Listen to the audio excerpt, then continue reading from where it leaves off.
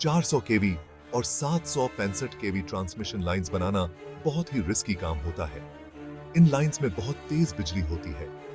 Accidents रोकने और workers की सेफ्टी के लिए बहुत ज्यादा सावधानी बरतनी चाहिए। ये गाइड केएसी कंस्ट्रक्शन के लिए जरूरी सेफ्टी मेजर्स बताएगा।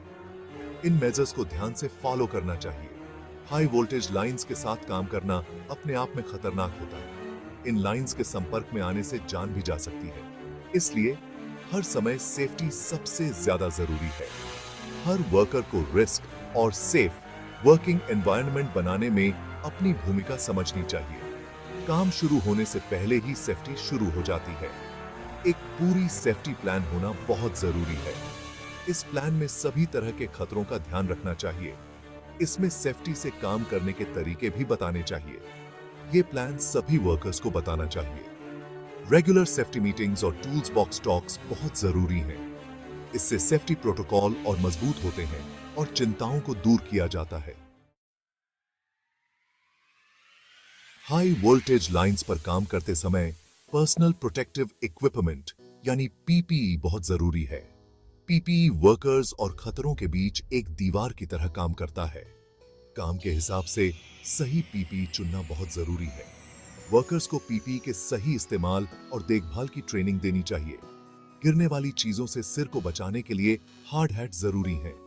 इंसुलेटिंग ग्लव्स और स्लीव्स बिजली के झटके से बचाते हैं।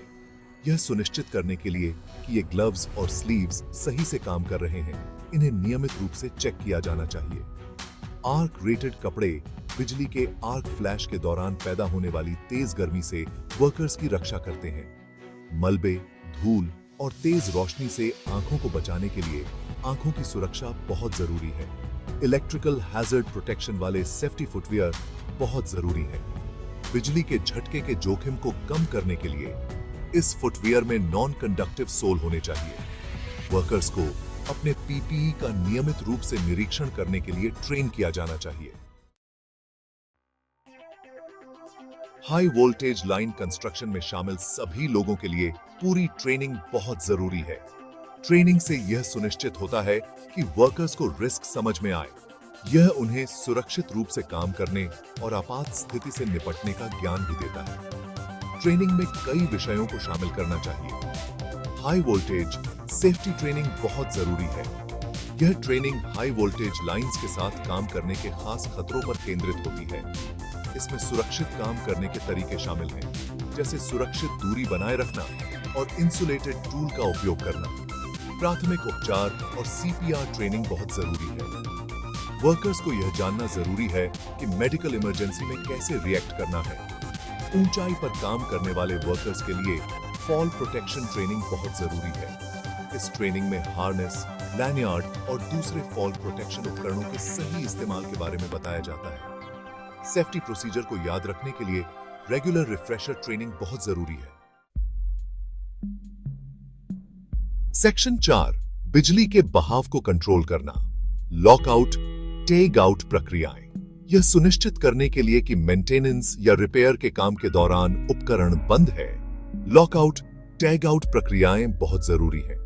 ये प्रक्रियाएं गलती से बिजली चालू होने से रोकती हैं। वर्कर्स को बिजली के झटके और अन्य खतरों से बचाने के लिए यह बहुत जरूरी है। एक मजबूत लॉकआउट, टैग आउट प्रोग्राम होना बहुत जरूरी है। इस प्रोग्राम में उपकरण को बिजली से अलग करने के स्टेप्स को स्पष्ट रूप से परिभाषित किया जाना चाहिए। इसमें लॉक और टैग लगाने और हटाने की प्रक्रिया को भी बताया जाना चाहिए। हिंतोचाही से मेंटेनेंस एक्टिविटी में शामिल प्रत्येक वर्कर को अपना लॉक खुद लगाना चाहिए। यह सुनिश्चित करता है कि जब तक सभी लॉक न हटा दिए जाएं, कोई भी उपकरण को दोबारा चालू न कर सके। लॉकआउट, टैग आउट प्रक्रियाओं के दौरान स्पष्ट कम्युनिकेशन बहुत जरूरी है। इसमें शामिल सभी वर्कर्स को उपकरण की स्थिति के बारे में पता होना चाहिए। उन्हें इसके सुरक्षित आइसोलेशन की प्रक्रिया भी समझनी चाहिए। लॉकआउट, टैग आउट प्रोग्राम का नियमित ऑडिट जरूरी वस्तुएं है। ये ऑडिट सिस्टम में किसी भी कमी को पहचानने और उसकी प्रभावशीलता सुनिश्चित करने में मदद करते हैं। सेक्शन 5 वर्क जोन सेफ्टी, एक सुरक्षित वातावरण बनाए रखना। हाई वोल्टेज लाइंस पर काम करते समय एक सुरक्षित कार्य क्षेत्र बनाए रखना बहुत जरूरी है।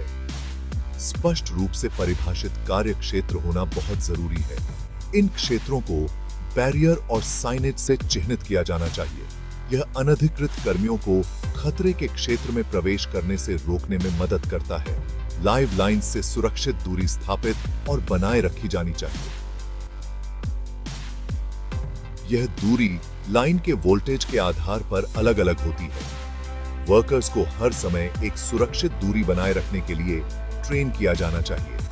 कार्य क्षेत्र तक पहुंचने के लिए उचित मार्ग होना बहुत जरूरी है।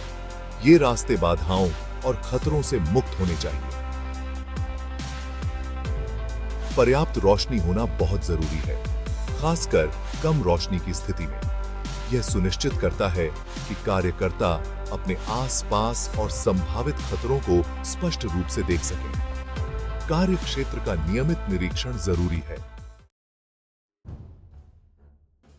सेक्शन 6 आपातकालीन तैयारी, अनपेक्षित घटनाओं के लिए एक योजना। तमाम सावधानियों के बावजूद आपात स्थिति अभी भी आ सकती है। इन स्थितियों को प्रभावी ढंग से संभालने के लिए एक अच्छी तरह से परिभाषित आपातकालीन प्रतिक्रिया योजना का होना बहुत जरूरी है। इस योजना में विभिन्न आपात स्थितियों जैसे बिजली का झटका, गिरना और आग लगने पर प्रतिक्रिया करने की प्रक्रियाओं को बताया जाना चाहिए।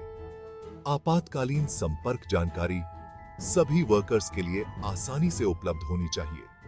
इसमें आपातकालीन सेवाओं, सुपरवाइजर और सुरक्षा कर्मियों के संपर्क विवरण शामिल हैं। प्राथमिक उपचार किट और अन्य आपातकालीन उपकरण पूरे कार्यस्थल पर आसानी से उपलब्ध होने चाहिए। नियमित अभ्यास बहुत जरूरी है। ये अभ्यास वर्कर्स को आपात स्थिति में अपनी भूमिका निभाने का अभ्यास करने में मदद करते हैं। वे आपातकालीन प्रतिक्रिया योजना में किसी भी कमी की पहचान करने में भी मदद करते हैं।